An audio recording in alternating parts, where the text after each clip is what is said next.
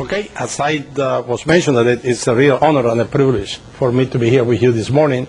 The opportunity of providing a presentation, scientific presentation here at Carter-Jenkins is real an honor for me. I have been professionally connected with Dr. Nahira for close to about 30 years, and the fact that he's here in the medical school, the University of South Florida, as a professor of psychiatry, and also as head of the Carter-Jenkins Center, is an added stimulus for me to come here and make this particular contribution, which I hope that it will be of benefit for all of you, and in particular for the center as well. The topic of my presentation today will be in an area that I have been very much interested on during my entire professional career.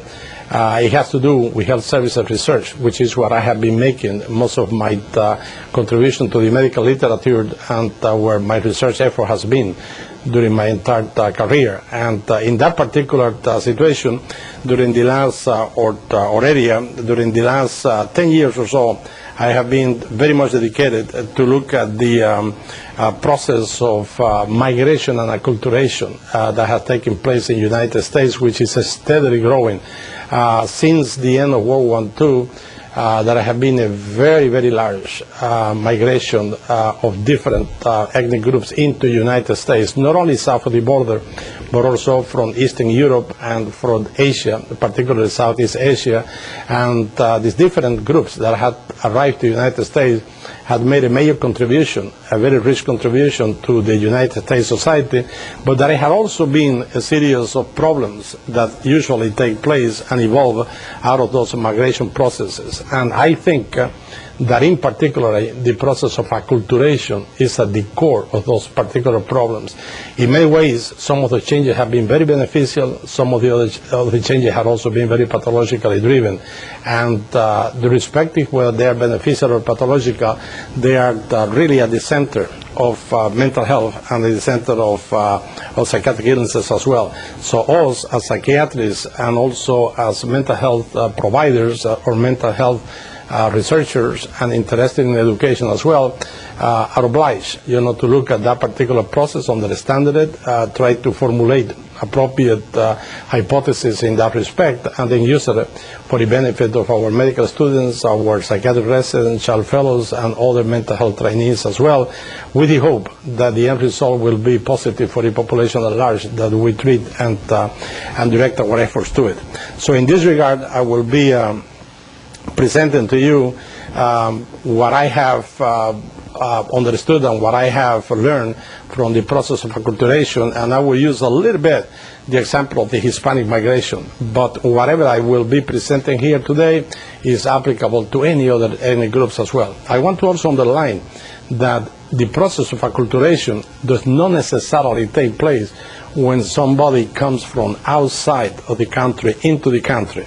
It also takes place when somebody moves from the East Coast to the West Coast, from the north into the south, from an urban area into a rural area, from a rural area into an urban area, even within the context of a given country as well. So it's a process that has major impact and major relevance, not only from the point of view of migration, but from the point of view of internal migration as well. Focusing a little bit on the Hispanic population, as you can see in this particular data that I am now focusing upon, the Hispanic population had grown immensely in this country during the last 10 years. From a 9% representation in 1990, it has become a 12.5% representation in the year 2000 census. This has resulted in a growth of about 22 million people to 35 million people.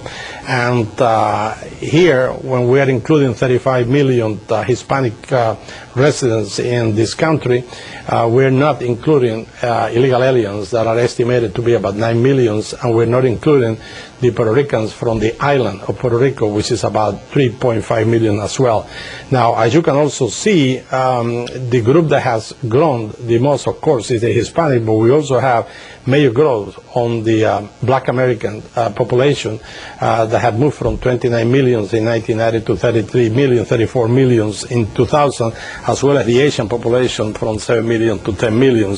And the Native American population, although it had not grown that much, had to be taken into consideration because it's a population that suffers, from a lot of marginalization, that we will see later on, which is also a process that needs to be attended and tried to study, so that we could find appropriate solutions for them.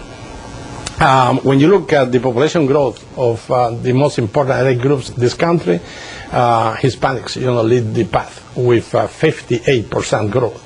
This is incredible. It's even more than the median of 50%. So it's really incredible at a point that if we look forward 20, 25 years from now, obviously Hispanic populations will be very, very powerful in terms of their representation in this country. The Asian population, although it only has, as I mentioned before, about 10 million people in this country, the growth is also very significant, with 50%. The rate of growth is remarkable.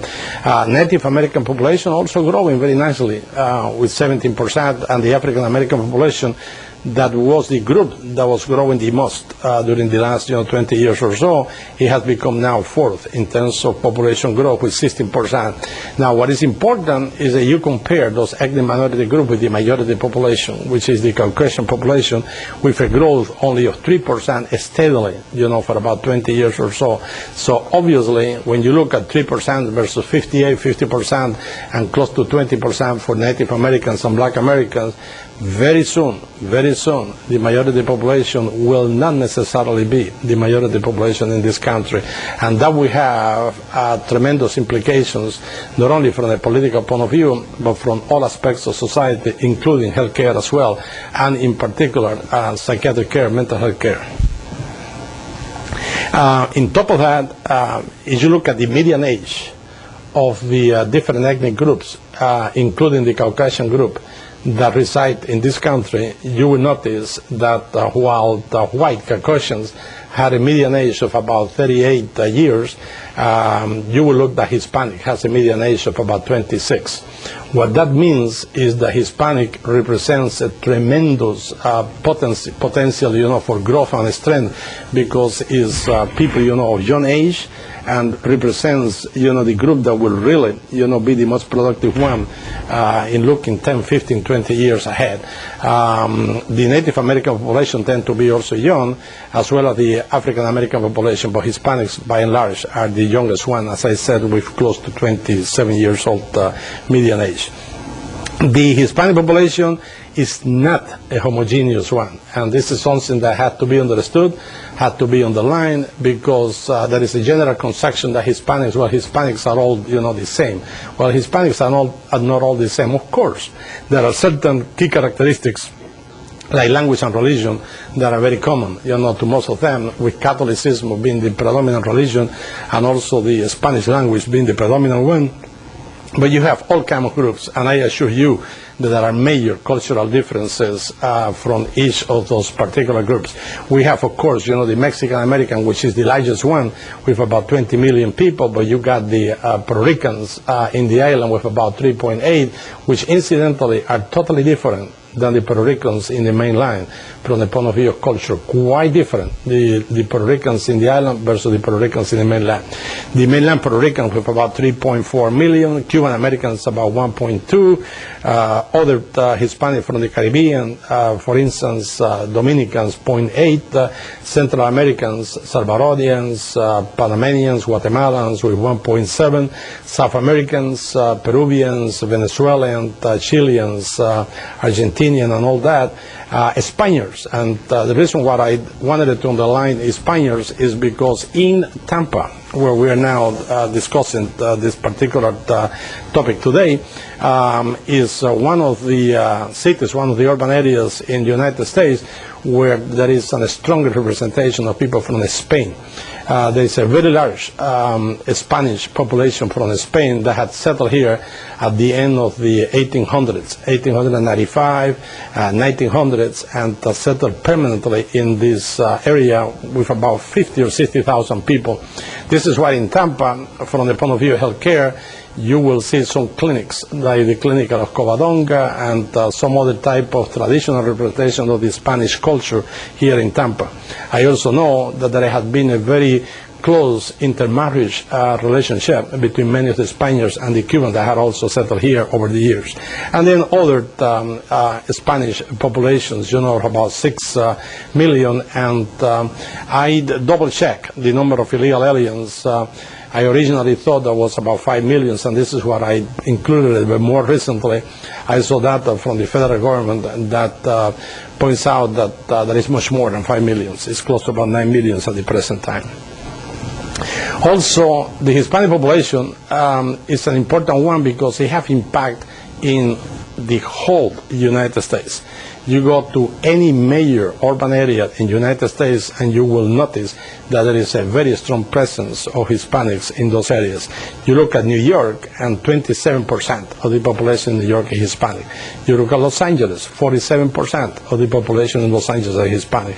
You look at Chicago, 26%. You look at Houston, 37%. Philadelphia, 10%. Phoenix, 35%. San Diego, 25%. Dallas, 36%. In other words, there is not one single area in the United States that is a large metropolis where Hispanic don't have a very strong presence. And if you look at El Paso, here the situation is totally reversed. In El Paso, we have 77% of the population which is Spanish, and the majority of the population becomes the minority population in El Paso. I have been in El Paso several times, and you go shopping and you will see that many stores, have a sign that says, we speak English, totally opposite, to some other stores, which is crucial in the United States. If you look at not necessarily cities, but if you look at areas, you will notice that in some areas, Hispanics by far, the present time constitute the largest majority group. You look at East Los Angeles, 97%, almost the whole population is Hispanic there. You look at Laredo in Texas, 97%. Bronzeville in Texas, 91%. Hialeah, not too far from here, 90%. McAllen in El Valle, 80%. El Paso, 77%, as I mentioned before. Miami, 66%. So there is certainly areas in the United States, and whatever I apply here, with respect to scientific hypotheses along the lines of the acculturation process, does apply very heavily to the minority population Caucasian in those particular areas where the Caucasian population is the minority rather than the majority population, as you will see later on. With respect to the household status, I want to underline a couple of areas which are very significant, and it has to do with female-headed families. When you look at female-headed families and you look at Hispanics, it's extremely high, 25%. 1 of every 4 families in the United States is headed by females, and this is very important. Imagine the stress and imagine the acculturation process, that take place in women that have a lot of offsprings, as I mentioned before. They marry young, they have, this is why they are growing so fast, because they have many offsprings. A woman that is married, that has to lead the family by herself, that has 7 or 8 kids, the type of stress, financial stress, and all kind of stress that woman had to face in order to help out and provide, for a family is incredible. If you look at the Puerto Rican, within the Hispanic group, this is even worse. 40% of the Puerto Rican families are headed by females, 4 out of 10. This is very significant. And of course, since we're talking about ethnic minorities here at large, if you look at the African American population, almost 50%, 1 in every 2 African American families are headed by female. That creates a major acculturative stress and a major stress in general, which leads those calls, of course, to high risk, with respect to any type of mental illness that you might imagine. If you look at the median family income of the different families in this country, you will notice again that the Hispanic population is low in the family income, which is considered usually a family of 4 with $30,000, a little bit more than $30,000 per year. Again, if you look at the African American population, is $27,000, $28,000 per year. So a lot of stress here in the Native American, a lot of stress with the African Americans and the Hispanics. Very interestingly, again, Asian Americans at the present time is a minority group in the United States. And when you look at the financial power, is above the Caucasian population with $51,000 per year for a family of 4. So it's a very successful ethnic group that is advancing very rapidly in this country, and therefore needs to be taken into consideration. When you look at household income, who is in the top, with amounts of over $50,000, who is really in the poverty level, with less than $10,000, again, Hispanic heirs are affected. And as you can see here, 21% of the Hispanic families only make more than $50,000 per year. The Asian population, 48% of them, 49% of them make more than $50,000 per year, with the Caucasian population about 44%. When you look at who is in the poverty level, you see the Hispanic population, 15% of them are in the poverty level, with only 7%, 8% for the Asian, and 6% for the Caucasian population. Here, again, Puerto Ricans are very much, negatively impacted. 1 of every 4 Puerto Rican families are under $10,000 per year. And this is a problem, from the point of view of stress, as we will see later on. When you look at who is in the poverty level, based on the previous 2 slides, you will notice here that the Hispanic population, 22% of them lives under the poverty level. For the total population, the mean is about 10%. So major difference where the Hispanic population are very negatively affected. Educationally, also the Hispanics, tend to be on the backside of the fence. As we can see here, you look at people that have graduated from college or have already university degrees or university education versus people that have graduated from high school or have gone beyond high school. For the total population, it's 82% for high school graduation and it's 24% for college or university. When you look at the Hispanic population, only 55% of them have graduated high school and only 10% attend college. Here, Mexican Americans are the one affected the most. Only 7.5% of the Mexican Americans had the opportunity to go to college or go to university. That translates, of course, that if you have a low educational level and you do not have attained an appropriate level of education, then your possibilities of finding a job and finding a good job, are a little bit less, and you are suffering more from that point of view. Now, let's talk a little bit about not only the United States, but let's talk a little bit globally about this business of migration. Let's look at the countries who are in the different rate of providing asylum to migrant groups, from countries that are developing or have major political situations, and they tend to then move to countries who have more developed and have more financial power, industrially driven countries. In Britain, we have approximately 300,000 migrants that go there to receive asylum per year. In Germany, we have about 250,000.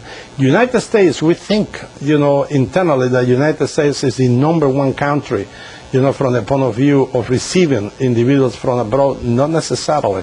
You have here Britain and Germany, that are ahead of the United States. France follows suit with 175,000, Canada 120,000, and then later, Netherlands and Belgium, Austria, Sweden, and Switzerland as well.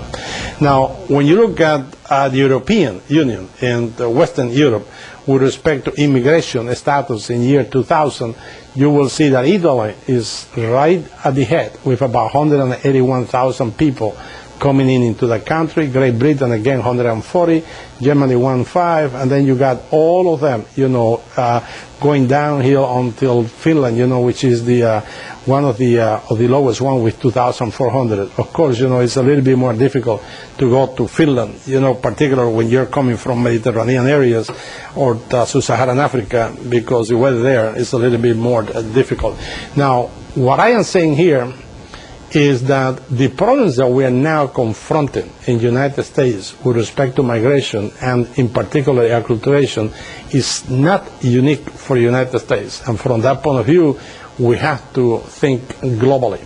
The reason why I have been dedicating myself a lot in terms of my own research efforts to that particular topic is because I have been asked to go to several countries in Europe and address this particular topic and have enlightened, my view of this particular situation.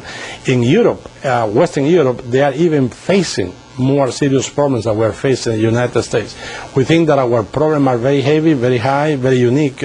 Well, I tell you, their problems, are also very critical as well. Let me give you one example. The government in Sweden created a special retreat and conference involving not only Sweden, but also involving Norway and involving Denmark to study the problem of migration. Sweden is a very open country, very liberal, a country that welcomes refugees, that is very social oriented, that had always been in the forefront of helping out areas, the Balkan areas, the areas in Vietnam, Far East Asia, and also Sub-Saharan Africa. In the very late 80s or early 1990s, the Prime Minister of Sweden was killed by a migrant that had mental illness, Palmer. I don't remember his first name, but Palmer, was the last name. And that created a major commotion in terms of Sweden, that is a very open country, to have a migrant, that has received asylum there, that went ahead and out of mental illness, killed the Prime Minister. Well, last year, in August, Sweden have one of the first women that were prime minister, very popular woman, refused, to have security guards. She went sometimes to work to the office on bike. She used to have a, back, type of purse. Went shopping, and then from shopping went to the office, or vice versa. She was in her way to her office. She was shopping, and again another migrant, this one from the Balkan area, who had mental illness, go ahead and kill her. And that happened last year. This particular migrant, it was a little more significant than Palmer, a few years back, because this particular migrant had visited 4 or 5 emergency rooms in the last 2 weeks before he killed her, with clear-cut symptomatology of mental illness, and he was misunderstood by the professional staff in the emergency room because his illness was manifested along cultural lines, and the staff in the emergency room did not understand that type of symptomatology and thought that he was not mentally ill, let him go, and then he killed. Then a couple of weeks later, he killed the Prime Minister. So they got alarmed, and they created this particular retreat and conference, and they asked me to go there and be the keynote speaker in order to help them out, because they knew that I was very much exposed to similar situations in the United States, and they wanted to find out, how do we deal with those problems in this country, and how we resolve, the problems that we're facing with them. Likewise, I was also invited to go to Barcelona, and a special similar conference, because the amount of migrants from northern Africa coming into Spain, as well as from Dominican Republic, and creating all kinds of problems that Spain was not ever exposed to, is creating serious problems for the government. And this was before what happened, recently in Spain with the bombing of that particular train. Now the situation is even worse. So the Western Europe area, the European Union, is beginning to face the same type of problem they are facing in this country. This is a global phenomenon. So that probably should then be given us a little bit more priority in terms of this particular issue. Now let's look at, we are open. We bring migrants from all over. The European Union, is open to migration. We have already changed, though, since September of 2001, but September 11. But over the years, we bring migrants, those countries, brings migrants, and let's look how the majority, the Caucasian population, look at those migrants. If you look at the United States, 70% of the United population disagree, with those migrants, with their culture, with their unique characteristics, religion, language, and all that. They reject those migrants. We bring them in, and at the same time, the population, the majority population of this country is not educated enough yet about these migration problems, and at a point that they reject, those migrants. So we have a major dichotomy and a major problem, in this country. And it's not unique of this country. If you look at Great Britain, they also push out, reject, 69% of them reject their migrants. France likewise, Germany likewise, even Russia, 72%, very high. And Turkey, which is a country that pushes out, sends out to the outside a lot of migrants, but they themselves, when they receive migrants from surrounding countries, they don't like them. So we have a major problem because the majority of the population, tend not to accept those migrants. They open the migration doors, but then they do not accept them. And then when you look, want to underline here the situation in Britain, because in Britain, and incidentally, the Nahara was there for quite a few years, so he probably has some unique experience in this regard as well. Look at what happened in Britain.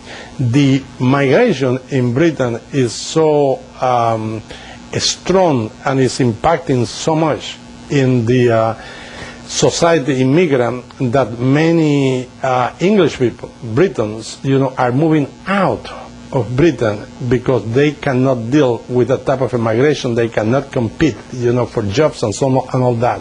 In 1981, only 30,000 Britons, moved into the European Union, and 110,000 moved into the Commonwealth countries. In year 2000, 100,000 moved out from Britain into the Commonwealth, 100,000 moved into the European Union, for a total of 300,000 migrants out of England. Those are Britons moving out of England because the situation in England between the migrant groups and the Caucasian population, or the majority population in England, was clashing at a point that they had to exit out. So that's a major problem. Now here is the hypothesis that I will be offering to you from a theoretical point of view, which I had tried it myself, and I think it works. And I had done it with a majority of the population that I had treated myself, but I had also utilized it for programs that I had directed.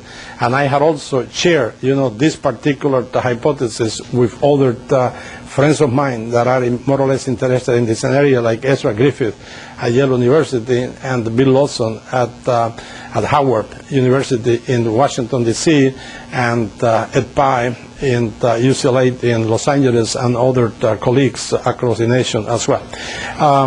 The problem here in terms of theoretical understanding is learning how acculturative stress has an impact in every individual from the psychosocial point of view.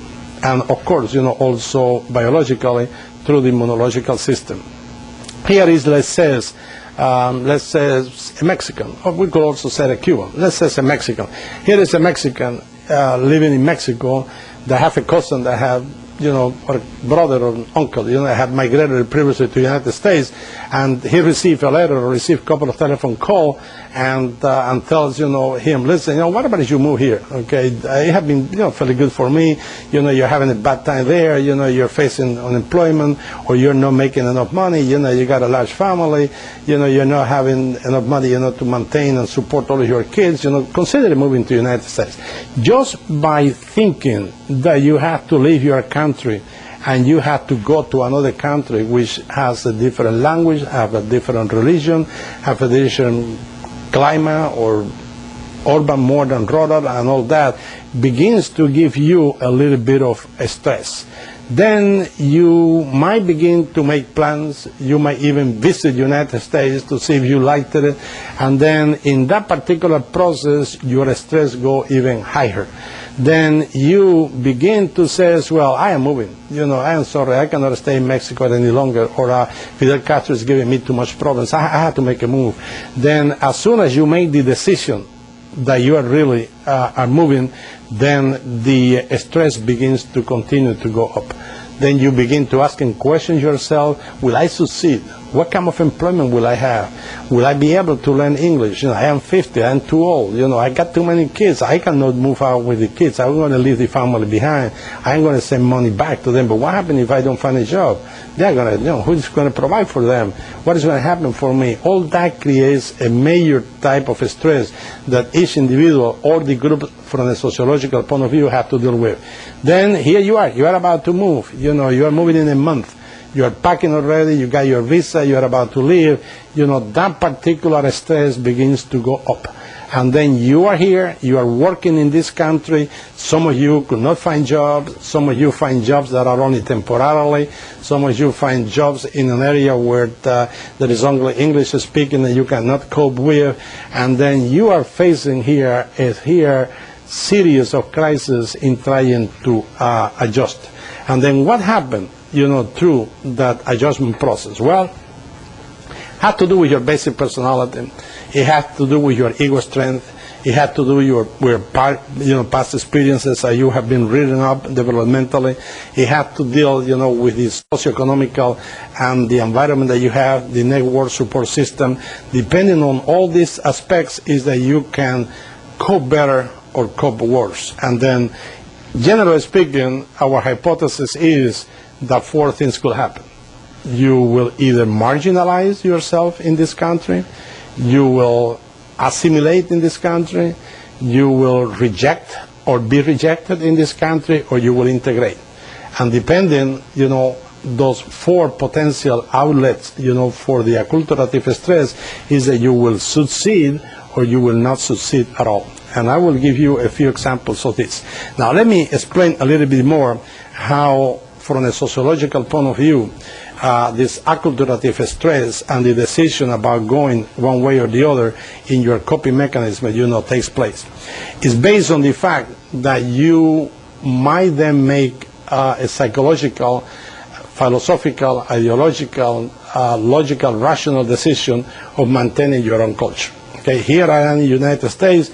I will continue to maintain my Mexican. Now let me switch to the Cuban, because I know more the Cuban. I am here in the United States, but no. I will maintain my Cuban roots. I will maintain my Cuban tradition. I am Cuban. I am here, and I'm going to work here, and I'm going to succeed here. But I want to continue to be Cuban. So you decide to retain your culture. Now you're here, and you say, well, I am here. But, I want to meet Kelly Shaw. I want to understand her. I want to also let her understand me. I want to also meet the dean of the medical school and relate to him, ask Cuban, but try to be sure, that I will know what he wants, and he will understand my strengths and my weaknesses as well, and my cultural characteristics. So what I am saying is that you are willing, to have a relationship with the majority culture as you begin to remain and to adapt and to cope in this country. Then, depending on the interaction of those two basic questions, is that one type of outcome will take place or another type of outcome will take place. Let's say that you will say, yes, I want to retain my culture. By all means, yes, I want to foster a relationship with the majority culture, being the Caucasian population. When that happens, integration takes place. Okay? The level of integration, of course, is not the same for every single Cuban. We're talking sociological. Some of them, integrate a little bit more. Some of them integrate a little bit less. But the tendency is toward integration, and the level is toward integration. The Jewish population, the Jews that have come from outside, either whether it be Russia, whether it be Germany, whether it be Israel, have adopted. The majority of them, not all of them, the majority of them had adopted this type of acculturative resolution to the problems of acculturative stress. The Cuban Americans have also opted. And this is not, this is not an individual situation. This is unconscious, and this is part conscious but part unconscious. It's not like me saying I am going to integrate. It just happens naturally, based, as I said before, in your conflicts, in your strengths, in your weaknesses, and sociologically, the majority of the population, whether it be Cuban or Jewish, have decided to integrate and have indeed integrated. Okay, now look at the outcome of the Jewish migration to the United States, look at the outcome of the Cuban migration to the United States. It cannot be as successful as, it's fantastic. The Jews had integrated quite well. The Cubans of America are doing quite well in every respect, have done quite well educationally, financially, economically, professionally. They have done extremely well, so than the Jewish population. So what I'm saying is that this is the model in which the ego, really adapts in such a way to the environment to make positive successes. Okay, now here you have another individual that says, well, if I am here, if I'm here, I want to be American. Why should I continue to be Mexican? It doesn't make any sense. If I am here, I better forget, cut off, the umbilical cord and become an American. And yes, indeed, I will try to relate, to the Caucasian population, the majority population, as much as I can, do business with, partner with them, try to develop relationships, move into a neighborhood where they live, and be like them, okay? Well, nothing wrong with that. But when you do have assimilation, it's not as fruitful and productive as when you integrate. The Mexican-American population, wrong or right. I am not saying that Mexicans are worse than Cubans, Cubans are worse than Jews. I'm not saying that. Those are different type of sociological and psychosocial and particularly psychological problems, but somehow, somewhere, the majority of the Mexican population, had adopted to assimilate. I have seen that myself. I have seen that myself because I have lived in Miami. I have lived with the Puerto Ricans in New York, and I have been, with the Mexicans in Houston for a long time. I have bilingual social workers in my own department that I tell them, when there is a patient that only speaks Spanish, listen, what about you help me out, because you speak Spanish. Oh, no, I won't, okay? That patient is in the United States. He or she has to learn English. He or she has to succeed. And they refuse even to speak to us in Spanish, to the patient population. Many of them do. So no question that is assimilation, what has happened in the population. Now, here you got another group that migrates to the United States, and incidentally, that could also happen, when you move again from the west to the, I will continue, with my west, coast characteristics. I refuse to become New Yorkian, or yes, indeed, I would relate to the New Yorkers. People move from the west coast to this coast and vice versa. Okay, here are people that says, well, I would retain my culture, but no way. I do not want to deal, with the majority culture. I am not interested at all in relating to them or in partnering with them, in marrying, them. Forget it. I won't do it. Well, what is here? Well, the Native American population, had done that. And because they have done that, they have created a major type of rejection in terms of the particular type of sociological population. The Haitian has also done that. And again, the Haitians have not done that well in this country. And you got other groups that says, well, no, I give up my culture. I don't respect my culture. I do not want to relate any longer with my culture. But indeed, I do not want to relate to the majority culture either. Okay, who are those people? You remember the Davidsonians in Waco. They decide to give up. No longer, follow the tradition of the majority culture, although they were Americans and they were Caucasians, and they isolated themselves when they developed their own community, decide not to relate any longer with the majority population either. Well, they were assaulted and they killed themselves, and or they were killed, and all of them disappeared. You also remember the group of Americans, Caucasians, that went to the Guyana a few years ago. The Johnstonian, they settled in the Guyana. They refused, they decided not to live, in accordance to the culture in the United States any longer. They went next to Venezuela to the Guyana. They began to have their own culture there. They failed in having their culture. They all, one day, 350 people killed themselves on one single day. One killed each other on a suicidal pact, and all of them disappeared. The other group, that went to California, Caucasians, they also rejected the American culture, and they refused, to have any type of relationship with them, and they were hoping that that meteorite, don't remember the name of the, were coming in, and they were hoping, that the planet, were coming to reach them out and take them in outer space, where the planet, of course, got close to Earth. That happens every 50 years or so, but didn't come to pick up them. And when they noticed that and found out the reality, what is what they did? They killed themselves. There were about 40 people that were living in 2 mansions waiting for a planet that one day killed themselves, okay? So here is examples of integration, assimilation, rejection, and marginalization. And of course, what I am saying is that it goes this way. This is the most productive and the most normal and less pathological, and of course this is the most pathological. And I am not saying that from a pejorative point of view.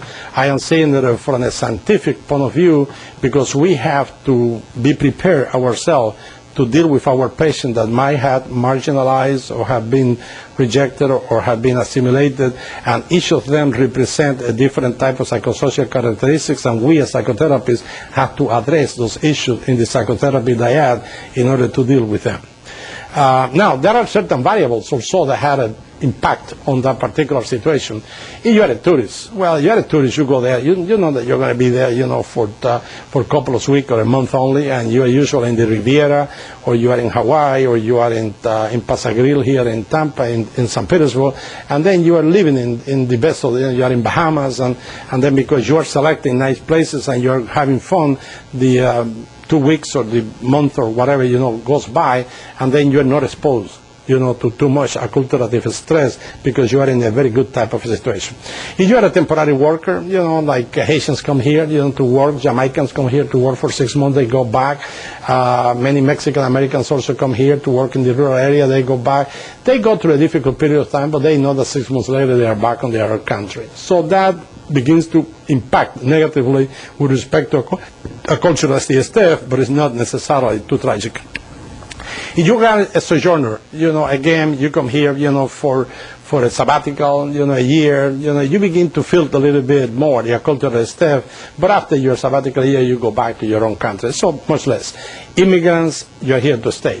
Now, immigrants, some of them are here to stay and not to go back, Cubans. Okay, it's a different type of migration. It's a political migration. Puerto Ricans, they moved to the United States, to achieve a better socioeconomic situation. These are not political migrants in a way, and then they could go back. They could go back. They could visit their families, and so on and so forth. So there are some migrants that are politically driven. There are some migrants that are economically driven. The politically driven, they take a different perspective because they know that there is no return, like the Cuban situation.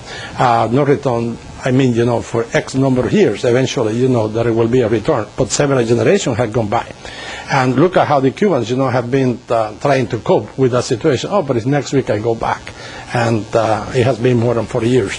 Refugees, of course, are very negatively impacted because refugees, like Cubans in a way, are refugees. The possibility of going back might be there or might not be there for a year. Philippines, they moved, by the thousands when there was the dictator there, Marcos, and some other Pinochet, and so on and so forth. So sometimes it's 10 years, sometimes it's 20 years. There are certain demographic variables that also have a role here. Age, the younger you are, you are a child, you're an adolescent, you can cope better. You are older, well, a little bit more difficult to cope.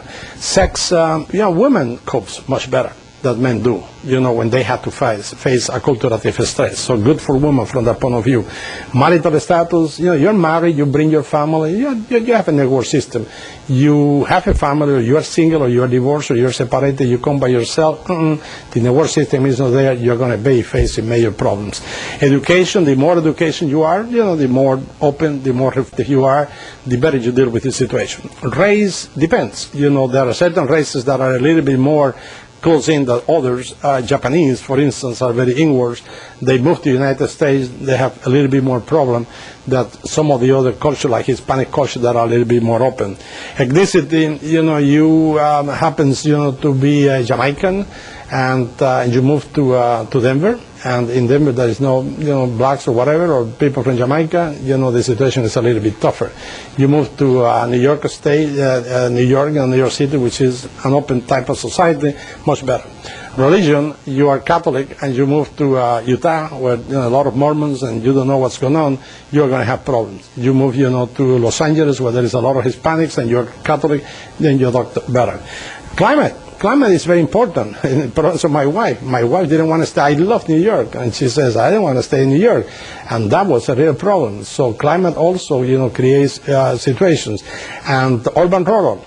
most of the population that come from Mexico are coming from rural areas, also from Guatemala coming from rural areas. And it's not the same when you are living, I tell you, in a ranch that when you're living in the middle of Manhattan, you know, the millions of people around and big buildings and all that. If you are a local, you know, many people are American, they are foreigners, you know, they were in Cuba, but they were born, you know, to American families that were living in Cuba. They already spoke English and this and the other. They were, you know, Methodists or Protestant, and therefore, you know, they come back to the United States or they migrate to the United States a little bit easier. And the more money you have, the easier it is, always.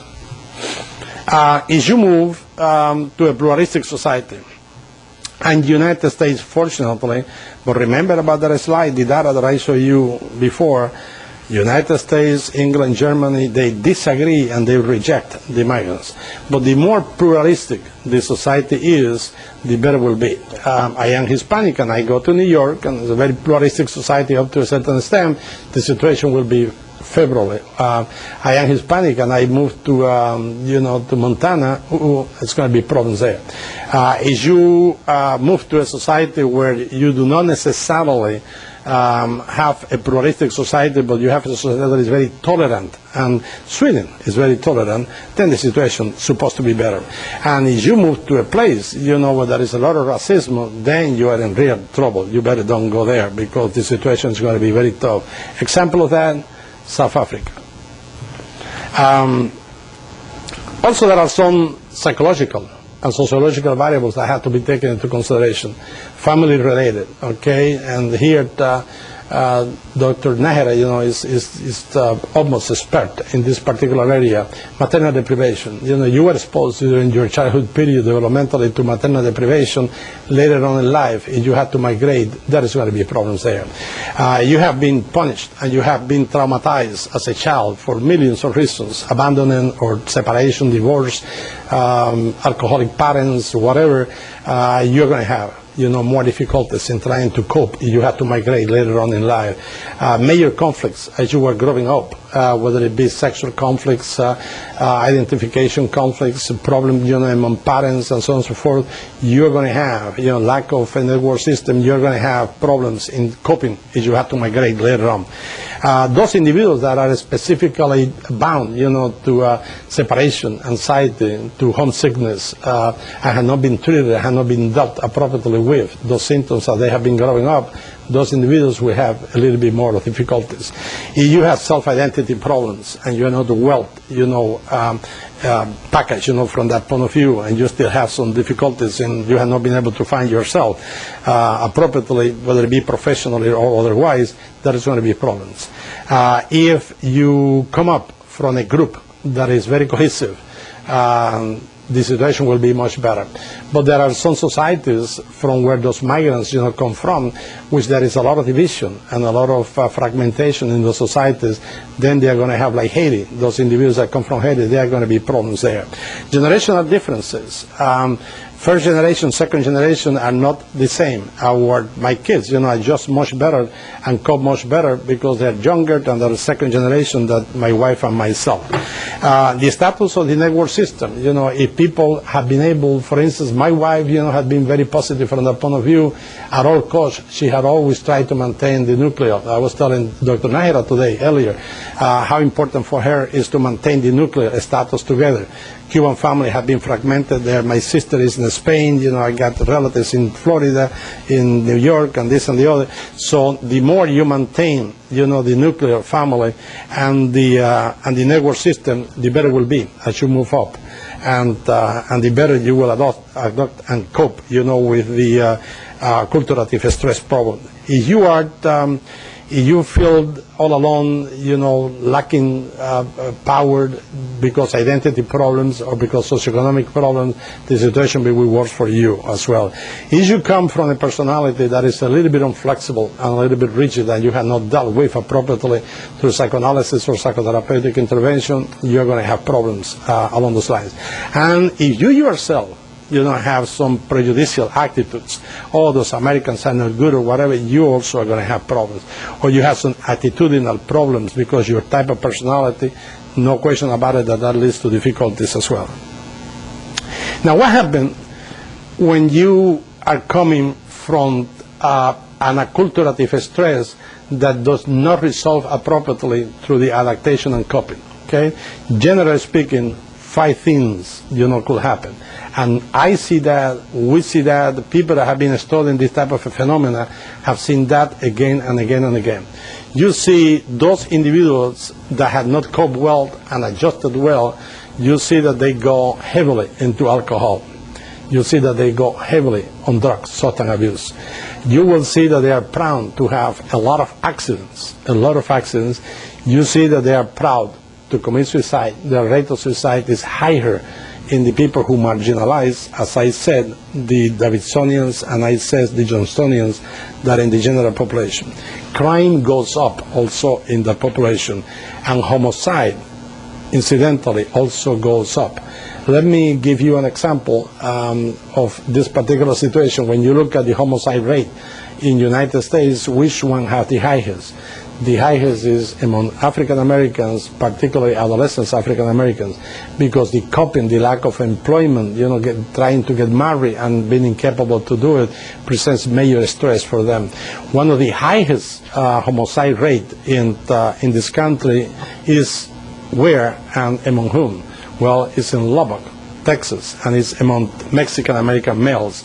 They go there, and 77% of them living together in El Paso, they move to Lubbock, and they become a very small, minority group. They go into alcohol, they go to the cantina, they begin to drink, they begin to insult each other, when they are drunk. The problem of respect is very heavily, very important as a value mechanism among Hispanic, particularly males, and boom, they kill each other. It's homicide, and it's homicide among themselves. It's not Mexican killing Caucasians, it's Mexican killing Mexicans. Suicide rates, now I am obliged, to support the outcome high-risk potentials, that I just enumerated it to you, so I will try in the rest of my presentation to support that particular outcome. Let's talk about suicide. The suicide rates among Hispanic countries tend to be generally low, no question about it. You see in Mexico, 1.7%. Spain, 4.1%. Then you compare it. Puerto Rico is a little bit of a problem here, 10%, and we could come back to that later. When you see United States, 12.5, Japan, 17, Sweden, 19, Austria, 25. So Hispanic countries, by and large, whether it be because the Catholic religion that considers suicide a sin or whatever, for a series of ideological and psychological and sociological characteristics, tends to be low in Hispanics. Now, let's see what happened in Mexico per se, in accordance to age and according to sex. Okay, here is the female rate of suicide. Very low throughout. No differences in the different age group. Low here. Age group male.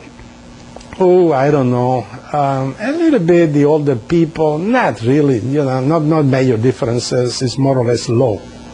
For a total, combining male and female, of low throughout as well. Now, let's look at suicide in the United States, also based on age and also based on the sex. Okay, here we have, for the female in different age group, we have a little bit of a peak here between the ages of 45, 54, between the ages of 55, 64. A little bit of an empty nest syndrome here that provokes a little bit of increase in the suicide rate. But throughout, 5.6 is higher than the Hispanic females in Mexico. No question about it. Caucasian female higher than Mexican female. And for the male population here in the United States, you see here in the young age, 27.4, a little bit of a peak. And then you see here in the elderly population, particularly 65 to 74, a peak as well. 28, 35, 57, a little peak as well here. Okay, so this is for the male, and this is for the female Caucasian population. Now let's look at suicide rates and sex, but including race in this particular data. Here, for the white population in the United States, is 50.4 for the female, 18.0 for the male. of course, for the white population, they mimic the total population. The black American population is a little bit lower here for the female, but is considerable high, not as high as the Caucasian population. Then look here at Mexican Americans. Mexican Americans in the United States, 17.8 for the male population and 4.0 for the female population. This is certainly higher than in Mexico. How do we explain that? Accultural stress. We do think that accultural stress is the explanation to that. Then, how do I know that it's accultural stress? Well, we'll see. Here is the suicide rates in El Paso, Texas. Okay, this is a border population. Okay, you have here the Mexican American population, 7.0, higher than in Mexico City, in Mexico, as I demonstrated before, but less higher than the rate of the Mexican American population overall United States. And look at the white population here, 15.6. The white population rate in El Paso, Texas, with respect to suicide, is higher than in the rest of the United States. So not only I could prove that this is correct in terms of the migrants, Mexican American population, as they become a minority in their move and aspirations to cope and adapt and remain in the United States, but it's also true for the Caucasian population in a particular region where they become a minority population as well. Remember that in El Paso, the Caucasian population is a minority. 77% of the population there is Hispanics. Okay? Now, let's look at Denver a little bit later. Now, Mexicans move out. They go first to El Paso, and then they keep moving up, trying to find better jobs and all that. They go to Denver, and then from Denver, they go to Chicago. Okay? Here in Denver, you look at the population. Female population, 5.4. Mexican-American. Male population, 22.4. Much higher here than in El Paso. Accultural stress is at its highest peak, because the Mexican-American have moved out from an area in El Paso, which is not Mexico, but they are a little bit more protected, given the fact that there are 77% of Mexican-Americans in El Paso.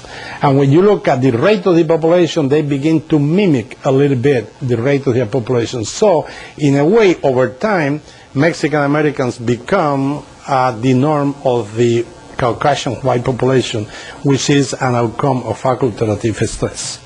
Another way of looking at it, the same situation, is looking not only necessarily at El Paso, but looking at 5 border states. This is a different study. Border states where Arizona, California, New Mexico, and Texas have been included. And you will see here that with respect to the Hispanic population, look at what happened here with the male population. There were no peaks in Mexico. Look at what happened here with respect to suicide. 33%, 37%. That is the same type of peak that the Caucasian population. And again, there is a little bit of a peak here in the older year. There is a little bit of a peak here as well. And look at the Hispanic females, the same peak that happens with the Caucasian female population. In other way, over time, they began to integrate or assimilate, and they began to be more and more Caucasians. And then as they become more Caucasian, they also began to behave in every respect as Caucasians do, including the phenomenon of suicide. Now, let's look at drug abuse, okay? That's another example. I mentioned that one outcome was suicide, another outcome is alcohol and drugs. So let's look at alcohol and drugs. Here, the drug problem among Mexicans. The drug problem among Mexicans in Mexico, 1.79%. Okay? Now, you look at the Mexican-American population. Okay? Those are primarily adolescent populations, 12%. So it's going radically up. Let's look at the time that they spend with family in Mexico. In Mexico, only 6% of them spend very little time with family. 26% of the Mexican Americans spend very little time with family. They come to the United States, they become single, individualistic oriented, which is one of the characteristics, no criticism, but it's one of the characteristics of the Caucasian American population. 4 or more hours, of spending time in radio and TV, 24 hours in Mexico. 40 hours in the United States. The influence of TB, which is very critical in this country, begin to impact on the Mexican-American population. 4 hours or more spending time with friends, gangs, and all that. 13% in Mexico, 20% in the United States. So you begin to see here that something is beginning to happen with respect to drug problem, and you see that they are mimicking here the characteristics of the American culture, and as they do, then the drug problem began to ensue, as it happens also with the Caucasian population. Let's look at Puerto Ricans, so that you will not say, that I am perhaps a little bit biased vis-a-vis the Mexican population. Let's look at Puerto Ricans. No drug use at all in the island of Puerto Rico. 48% of the population had no drugs use at all. They moved to New York, and they begin to adjust in New York. Only 25% of them don't use drugs. They are born to Puerto Ricans in New York, but they're born in New York rather than in Puerto Rico, so those are Puerto Rican born. Puerto Ricans, only 19% of them use no drugs. And let's look at it from the other point of view. Legal drug use, whether it be, for instance, alcohol, which is legal, or marijuana or whatever, 40% of them, use drugs in Puerto Rico. Legal use in New York, when you move to New York, 39%.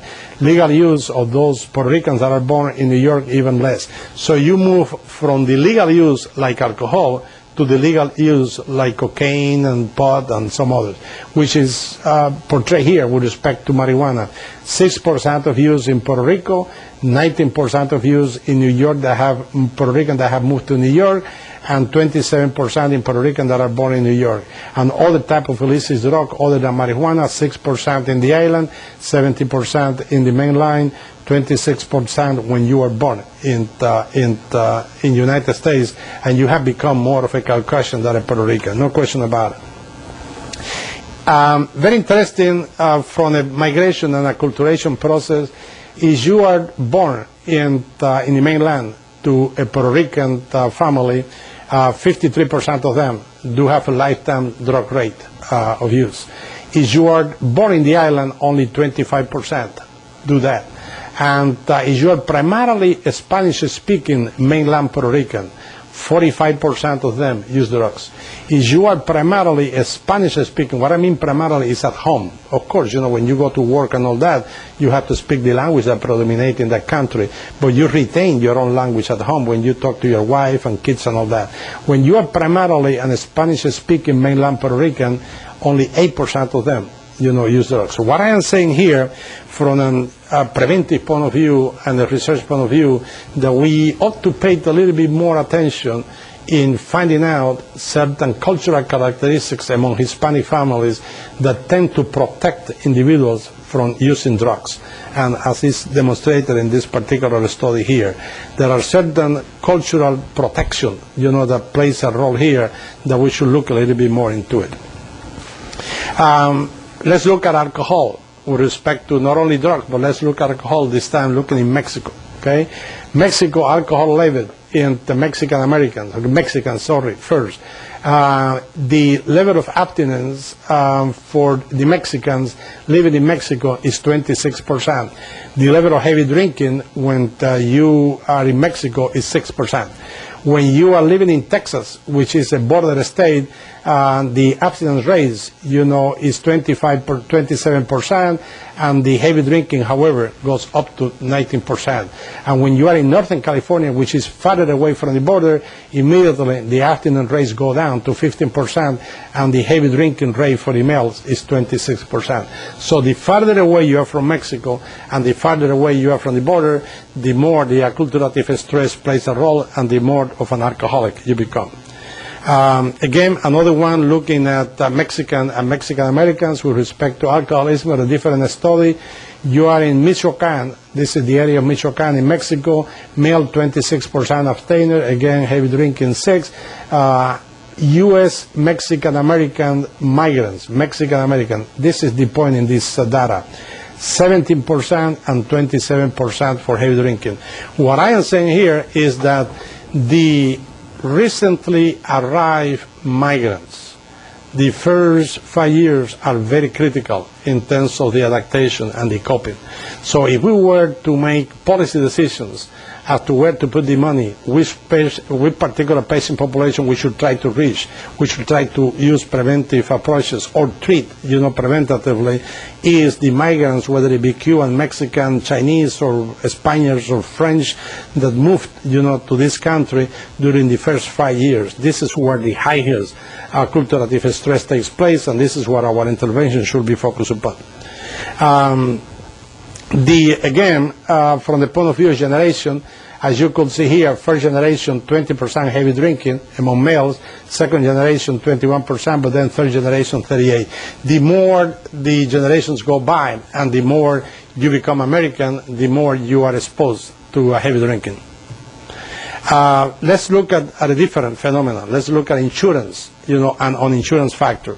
A study that have been looking to who is an uninsured population, and in the United States at the present time, there is 43 million people. 15% of the population is uninsured in this country, and even another bunch of people that are underinsured. But let's look at uninsurance factor. Uninsurance factor, primarily population growth, high poverty levels, industry without fringe benefits, and low Medicaid and low Medicare coverage. And let's find out who gets affected by that.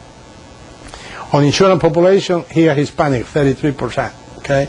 Remember that Hispanics had a very low income from the family point of view, and a very high percentage in the level of poverty. African American, likewise, 21%. So Asian white and other ethnic groups, go on the lower population from the point of view of uninsured. So the populations that had low levels of education and high levels of poverty and low incomes are the ones that are affected the most with this particular respect.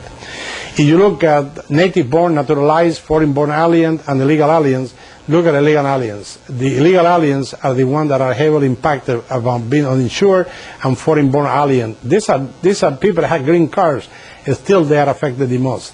If you are a native-born, then you are protected. If you are a naturalized already, you are protected some more. So again, the migration factor plays a role here. With respect to the uninsured population, even people who are working full-time, many of them are uninsured. As you see here, 17% on the working full-time. The working part-time, 24%, and of course the unemployed a little bit higher. The point of this data is that unfortunately many of the Hispanic migrants and other ethnic minority groups that migrate and start working, they do not have the same type of level and protective fringe benefits that the Caucasian population do. There is a little bit of discrimination here and prejudice. They are offered, even $1,000 cash or fringes, and of course, they go for $1,000 cash because it's cash in hand, and then they don't buy, health insurance. Let's look here at who is uninsured in this country, and you will see here that among the percentage of poor, the Asian and the Hispanic population have the higher representation, and the foreign-born, have the higher representation as well. And this is with respect to the poor population, which is more tragic from that point of view. Let's look at children, which are children, adolescents, are really the basic, the future, the foundation, this country in many respects. Look at who is covered and who is not covered. Covered population, the Caucasian population, the Asian, with a very strong financial contest. The Hispanic populations are the less. Look at who is not covered. Hispanic are the highest. And this is for children, where everybody should be covered. Again, poor children. Okay, this is children, but poor children. The uninsured, high percentage goes to the Hispanic, followed by the Asian poor, and of course the black following suit. So the people who needed it the most are the people that are affected the most, unfortunately, in this regard. Again, poor children, likewise, Medicaid coverage. Here, you remember that Puerto Ricans, were heavily impacted. Puerto Ricans do a little bit better. It's not represented in that slide, but it crossed my mind. I want to underline it. Remember that Puerto Rican have the highest number of female-headed families, with 40%. Well, there is a law in this country which is good from that point of view, which is protection of children, that are under the lack of parental, support.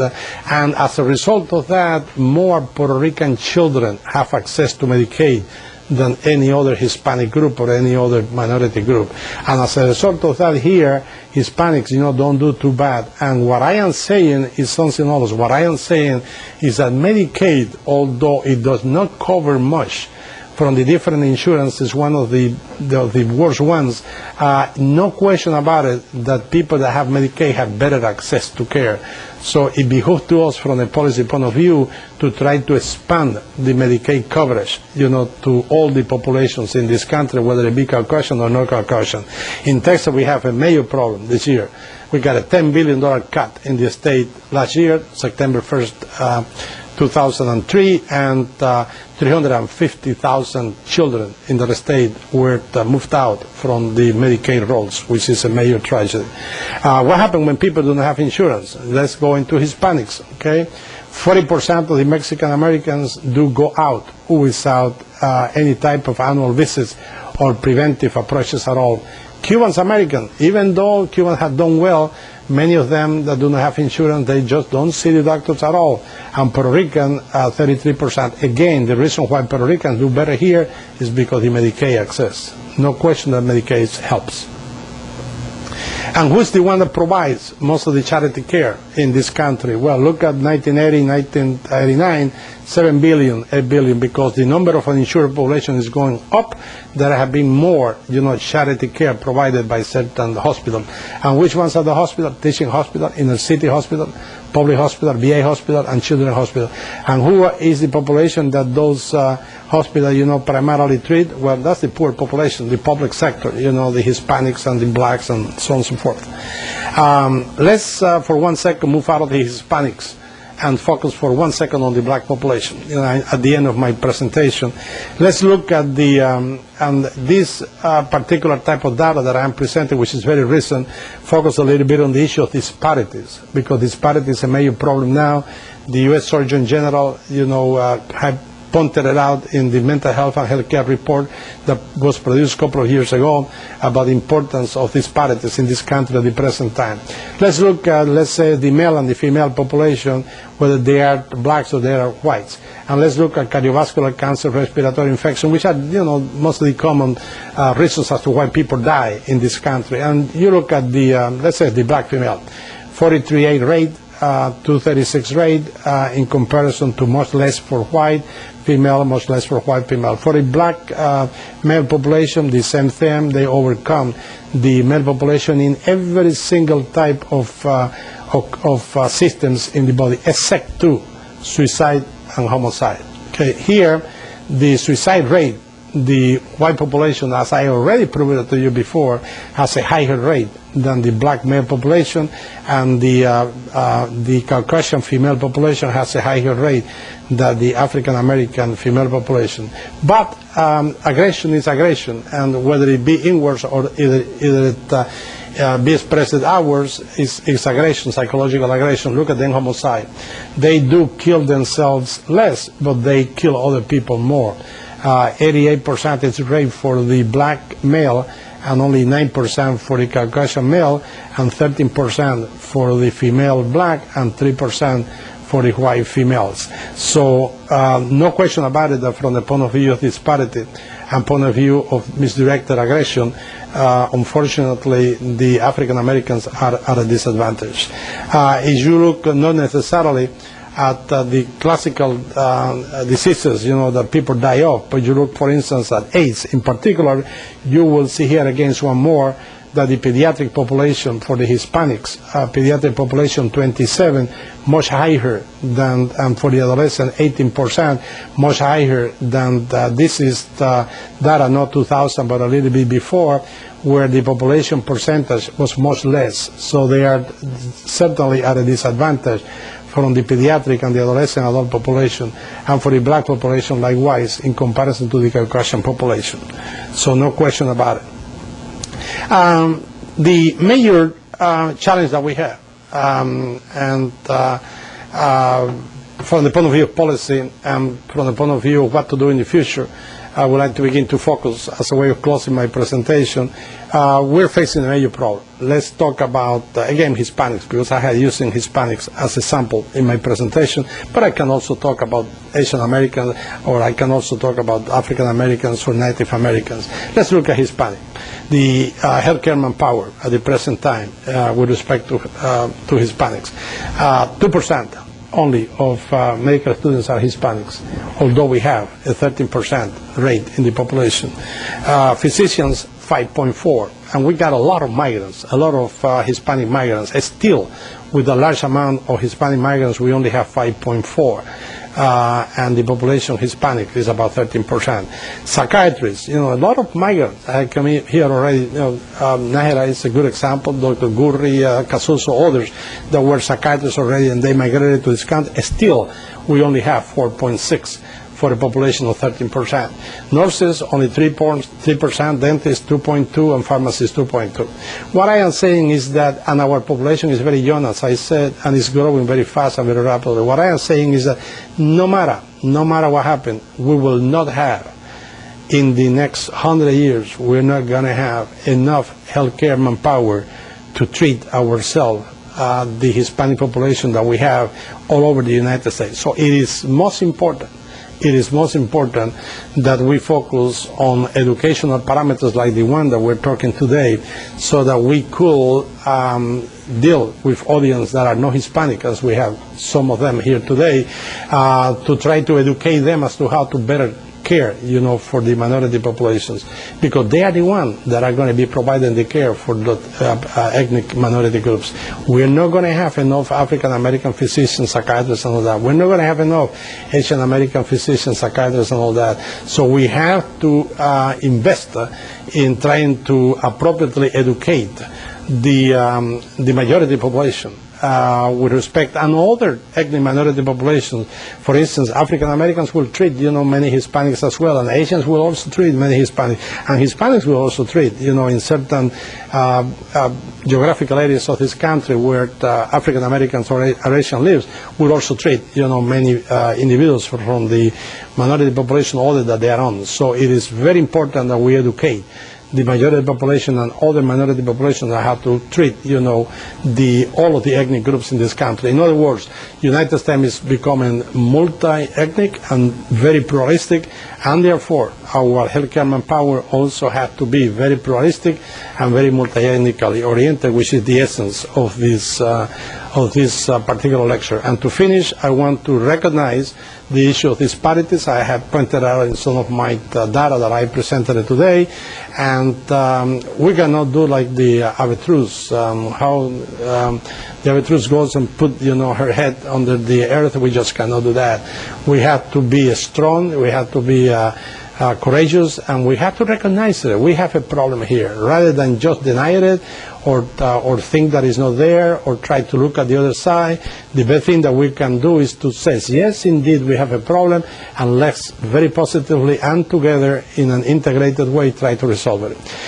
When we are dealing with research efforts, whether we are Hispanic or not, Caucasian population conducted research, whoever, let's focus on non-clinical data that will also include socioeconomic, racial, and ethnic considerations. And the federal government is beginning to help a little bit on that.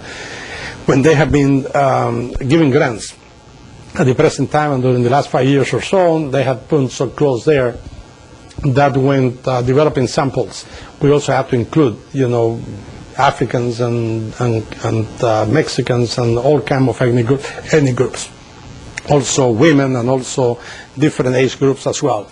When we're trying to address, performance measures and evidence-based, outcomes, it has to be also stratified, to be sure that we also include socioeconomic data and socioeconomic positions, as well as race and ethnicity, because those are very important factors that cannot be overlooked and cannot be addressed. And also when we are dealing with performance measures, we should also adjust it for race and socioeconomic and ethnic positions. And we also need to account for the relationship between socioeconomic position, race, ethnicity, and morbidity, as I did on the African American cardiovascular and infectious and other type of pathological system, and as I did, with the AIDS data that I presented to you with respect to Hispanics and African Americans. Potential solutions, we also need to expand research efforts and focus on the multi-ethnic and multicultural groups, and it's beginning to happen. The federal government is beginning to pay attention more and more to that and beginning to extend grants that deals, with research initiative focusing on those particular ethnic groups. Integrate cultural, ethnic, and racial factors into our health and mental health care system, including, when we do an assessment, a psychiatric assessment. Remember that in the DSM-4, you have in one of the appendices the cultural formulation, and you can learn about integrating the cultural formulation in your assessment and interview an evaluation of any patient that you see by the first time, or when you're in an ongoing basis, also deal with your patient that you treat in an ongoing basis as well. Promote cultural competence, and this is what I had done to date in many ways. I have tried to promote cultural competence among all groups, all of you, and hopefully among other professionals that will have the opportunity through the Carter-Jenkins Center to also have access, to this presentation in the future. And overcome as much as possible treatment that had to do with biases and prejudices and all that. We have to go beyond that and address the patient's socioeconomic conditions. No question about it, and that educational and socioeconomic levels, plays a major role here. So we have to provide more access, whether it be universal access or expansion of Medicaid or expansion of Medicare, whatever. But we have to address that particular situation when we're trying to provide the highest type of services to our population. Advocate for full access to health care and mental health care in whatever ideological way you want. Single payer, whatever you think is best, single payer or expansion of Medicaid, as I said before, or universal access. Let's evaluate, what's happening in Canada, in other countries, but let's to be sure that we address the issue of the 43 million people that don't have insurance at this time in this country, and many other millions that have insurance, but they are not appropriate insurance to address the needs of the population. Aim for full service parity. There is no reason as to why we can treat all kinds of surgical procedures, but we cannot accept that schizophrenia is an illness, or bipolar disorders is an illness that should be treated accordingly at the same level that we treat surgical diseases and illnesses. Try to call for culturally and ethnically relevant healthcare manpower. The best way of doing that is by educating the majority of the population. As I said before, we're not going to have enough Hispanic manpower. We're not going to have enough African American manpower. So let's help out the majority of the population and other ethnic groups so that we all learn about how to best provide services to the multi-ethnic population in this country. Support prevention efforts as much as possible. This is very important, particularly for women. And not only with respect to health care of women, but also mental health care as well. Help abolish stigma, prejudice, and discrimination. And we had reached a lot in this respect, but more needs to be done, particularly with certain illnesses like AIDS, HIV/AIDS, for instance, and also illnesses that relate, to female needs. Strive for community empowerment. We need to have more and more representation of the different ethnic groups who live in this country to direct the policies and to direct the distribution of the financial resources that we have in healthcare, so that every single ethnic group, we have a share in this particular regard. We also need to practice, whether we are treating ethnic minorities or multicultural groups or not, with a lot of professional responsibilities. We have to be fully committed to achieve professional competence, and from that point of view, I vowed to Dr. Nahera and the groups, that are related to the Carter Center, because the Carter Center is the best symbol of trying to achieve professional competence from an educational and investigational point of view in the Tampa community. Try to be very honest in the way that we treat our patients and be very open. Very, very important that we learn to do that as much as possible.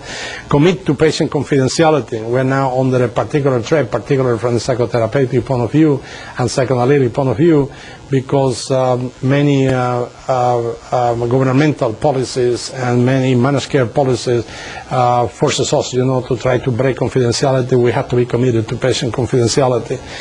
Commitment to the quality of care, just not care, but with quality. Just providing minimal care is not going to resolve the problem. And also be committed to access to care. Our uninsured population, requires that we do that. And be fair in the way that we distributed resources. Not only the rich are entitled to receive quality of care, but the poor populations as well. Also be totally committed to scientific knowledge. Just not only receiving minimal training and then go to practice and forget about what we had learned, and then find out that 10 years from now there are some new knowledge that we had not acquired, but try to commit ourselves to ongoing scientific knowledge via continuing medical education or via type of special lectures and special presentation that they want today, and be totally committed to resolve conflicts of interest.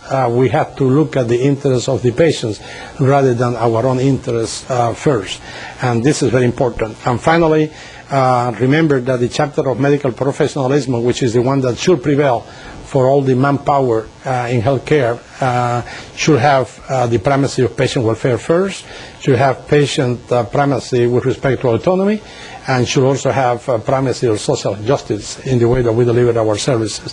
So this is what I had in mind today. I do hope that this presentation will be of benefit for you, and also important in this respect is that I do hope that this presentation will stimulate for the learning and for the interest on education and research on your part, and that you will continue to try to improve yourself with respect to your own resources, so that you will translate that into better patient care. Thank you very much.